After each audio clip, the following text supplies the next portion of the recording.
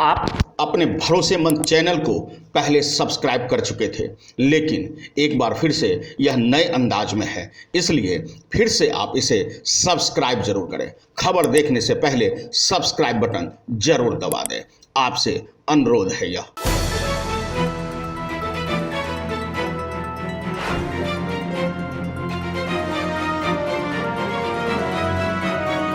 अनुभवी आंखें सच दिखाते हैं, छुपाते नहीं। लंबे जद्दोजहद के बाद आखिरकार तालिबान ने अफगानिस्तान पर कब्जा कर लिया है। आपको बता दें कि तालिबान के अफगानिस्तान में लौटने के बाद खौफजदा हैं तमाम बाहर के लोग। भारतीय भी अब अपने देश लौटने के लिए आतुर हैं। ऐसे में सरकार ने अपनी प्लेन भेजकर तत्काल ही उन्हें लाने की कवायद शुरू कर दी है। अन्य चार्टर्ड प्लेनों को भी हायर कर वहां से स्वदेश लौटने के लिए चाहने वाले लोगों को ला रहे हैं। आपको बता दें कि इसके लिए एक तरफ जहां अमेरिका को जिम्मेदार माना जा रहा है उनके सैनिकों के हटाए जाने के लेकर, तो वहीं कई देश अपने दूतावास को वहां बंद कर चुके हैं। केवल 3 देश उनके समर्थन में हैं: पाकिस्तान, चाइना और रूस। इनके अब तक दूतावास हैं वहां पर। 2020 में अमेरिका ने अफगान सरकार को किनारे करते हुए तालिबान के साथ दोहा में समझौता किया था और तभी 2020 में ही लिख दी गई थी अफगानिस्तान में लौटने की एक पूरी पटकथा, पूरी कहानी। आपको बता दें कि तालिबान को शांति और स्थिरता का वादा निभाना था, लेकिन उसने ऐसा नहीं किया। अब तालिबान अफगानिस्तान पर कब्जा कर अमेरिका से भी सहयोग चाह रही है। राजनीतिक या यूं कहिए कि एक नई छवि को बनाना चाहती है, लेकिन सबको पता है कि तालिबान एक तरह से आतंकवादी चेहरा है।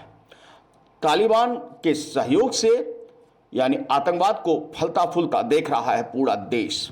आपको बता दें कि पाकिस्तान में अल-कायदा को समर्थन देती है तालिबान, और तालिबान समर्थित आतंकवादी भारत में भी कोहराम मचाते हैं। अफगानिस्तान पर तालिबान के शिकंजे की पटकथा 1.5 साल पहले लिखी गई थी।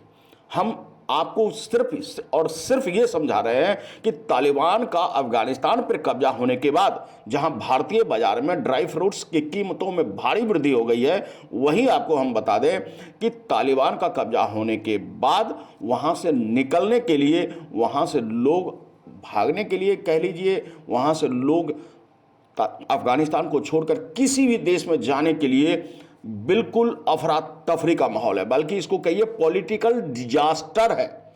इससे बड़ी बात और क्या होगी कि एक प्लेन वहां पर रुकती है लेने के लिए, जिसकी क्षमता महज 134 लोग हैं, उनमें 800 लोग सवार होते हैं और उसे लेकर प्लेन उड़ जाती है। विडंबना देखिए कि उन प्लेन के पंख पर और प्लेन के ऊपर लोग चढ़ जाते हैं, यह जानते हुए कि यह पूरी तरह से जानलेवा साबित होगी। भला आसमान में उड़ रहे प्लेन के ऊपर कोई भी बिना किसी सहारे के कितनी देर टिकेगा, वो भी हजारों किलोमीटर की स्पीड से उड़ने वाली, सैकड़ों किलोमीटर की स्पीड से उड़ने वाली हवा के बीच भला एक इंसान तिनके की तरह उड़ जाएगा और बह जाएगा। ऐसे कई वीडियो वायरल हुए हैं। और आपको बता दें कि 3 लोगों को हवाई जहाज के ऊपर से नीचे गिरते हुए वीडियो भी अब सामने आ चुकी है। निश्चित रूप से यह भयावह है, इसे पॉलिटिकल डिजास्टर ही कहा जाएगा। तालिबान को शांति और अमन के रूप में आगे बढ़ना चाहिए, लेकिन ऐसा नहीं हुआ है। आपको बता दें कि दोहा समझौता के बाद तालिबान ने संघर्ष विराम और राजनीतिक हल पर कोई वादा नहीं निभाया, और यही वजह रहा कि धीरे धीरे तालिबान अफगानिस्तान पर हावी होता चला गया। आपको बता दें कि अंततः एक दिन ऐसा भी आया कि तालिबान ने जरांज पर कब्जा कर सेना के सामने आत्मसमर्पण या लड़ाई का विकल्प रखा। कई महीनों से वेतनों और आपूर्ति को तरस रहे फौजी लड़ाई के लिए तैयार नहीं थे, और तालिबानियों ने फौजियों को खर्च के पैसे भी दिए। अफगानिस्तान के अधिकांश प्रांतों पर तालिबान का कब्जा हो गया था। 14 अगस्त को तालिबान काबुल में घुसने की तैयारी में था। खुद फौजियों को मालूम था कि वे हार चुके हैं, यानी उन्होंने आत्मसमर्पण एक तरह से कर दिया, और उसके बाद से तालिबान पर कब्जा हो गया। उम्मीद यह भी की जा रही है कि 20 तारीख को, यानी 2 दिन बाद 20 तारीख को बाकायदा तालिबान में शपथ ग्रहण होगा यानी कि अफगानिस्तान में शपथ ग्रहण होगा तालिबान के नेता द्वारा। सबसे बड़ी विडंबना है कि वहाँ की महिलाओं को अब यौन दास्ता की आशंका सता रही है। 15 वर्ष से 45 वर्षीय महिलाओं की फहरिस्त से पसर गया है खौफ। वहाँ से निकलकर किसी तरह जान बचाकर इंडिया भारत में आकर शरण लेने वाली महिला ने एक बयान में कहा कि वहाँ लड़कियों को कहते हैं कि सब कुछ ठीक है, लेकिन रात में घरों में घुस आते हैं सैनिक और लड़कियों को माँ बाप भाई बहन के सामने बलात्कार करते हैं, यौन शोषण करते हैं। आप विडंबना देखिए कि इतनी बड़ी बात हो रही हो एक देश में और पूरा विश्व टकटकी लगाकर इंतजार कर रहा है उस दिन का कि तालिबान आगे क्या करता है। हाय रे, यह विडंबना। एक इंसान की जिंदगी सिसक रही है।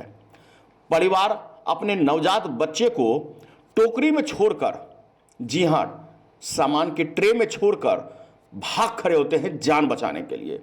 जब ऐसी पॉलिटिकल डिजास्टर हो, ऐसी आपदा हो, तो आप क्या कहेंगे? कोई जान बचाने के लिए काबुल छोड़ना चाहता है, दीवार पे चढ़ता है और काबुल में उस दीवार पर चढ़ रहे लोगों पर वहां के तालिबानी सैनिक गोलियां बरसाते हैं। एयरपोर्ट में जाकर किसी तरह किसी भी प्लेन में चढ़कर वे देश को छोड़ना चाहते हैं, अफगानिस्तान को छोड़ना चाहते हैं, उस पर फायरिंग की जाती है। और तो और ये तालिबानी सैनिक अब बच्चों के खिलौनों, हॉर्स राइडिंग, कार राइडिंग, उनका मजा ले रहे हैं। बच्चों के स्कूलों पर, आर्मी स्कूलों पर हमला कर रहे हैं, गोलियां बरसा रहे हैं। हैरे विडंबना। आखिर पूरा विश्व इस ओर कब कदम उठाएगी और पूरा विश्व किस बात का इंतजार कर रही है? या तालिबान के आगे सरेंडर कर चुका है पूरा विश्व? हम एक खास रिपोर्ट लेकर जल्द ही आएंगे कि भारत के लोग इस तालिबान द्वारा अफगानिस्तान के कब्जे को कितना जायज ठहराती है और अमेरिका को कितना जिम्मेदार मानती है। भारत को क्या नुकसान होगा, इस पर हम लेकर आएंगे जल्द ही स्पेशल रिपोर्ट। दोस्तों, आपने अनुभवी आंखें को सब्सक्राइब कर रखा है, लेकिन एक बार फिर से आपसे निवेदन है कि आप पहले के सब्सक्राइब को भूल जाइए और नए तरीके से इस नई अनुभवी आंखों को आप अपना समर्थन दीजिए, सहयोग कीजिए। एक बार फिर से सब्सक्राइब बटन जरूर दबा दीजिए। आपके इसी भरोसे पर हम हमेशा खरा उतरेंगे, क्योंकि हम कहते हैं कि हम सच्चाई दिखाते हैं, छुपाते नहीं।